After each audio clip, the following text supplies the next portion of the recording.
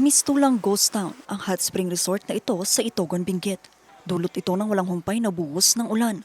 Kanina naabutan namin doon si Nanay Zinaida at habang naglilinis ng mga swimming pool, wala siyang magawa kundi alalahanin munang mga araw na puno ang kanilang resort.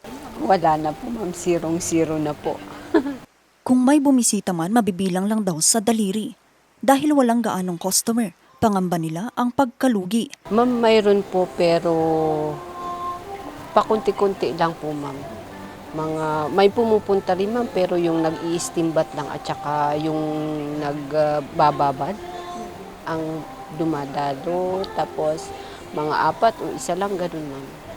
Mahirap po sa amin ma'am lalo na kaming mga trabahador lang na taga-bantay. Talagang aabuno po yung mga employer namin ma'am, yung mga boss namin para sa sahod namin at saka sa pagkain namin ma'am.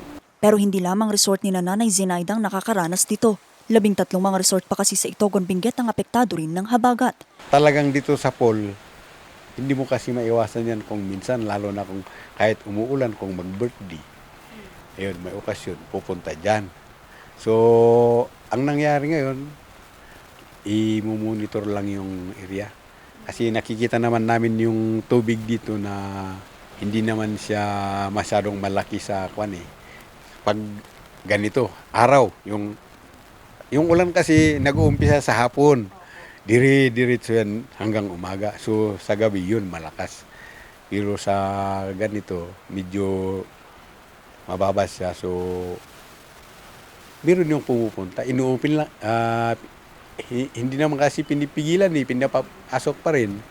So ang nangyayari, yung mga responder ng barangay, sila na ang nagbabantay doon. Basta tag-ulan po, ganito po yung sitwasyon namin ma'am na talagang binabakapan ng boss namin kung ano yung sahod namin, pagkain namin kasi walang-wala po talagang ano. Mayroon man pero bihira lang ma'am, konti-konti lang po. Sa ngayon habang nagpapatuloy ang buhos ng ulan, umaasa silang sa mga susunod na araw na muling mapuno ang kanilang mga resort at makabangon sila sa dagok na iniwan ng habagat. Ako si Vanessa Bugtong para sa Nation on the Move.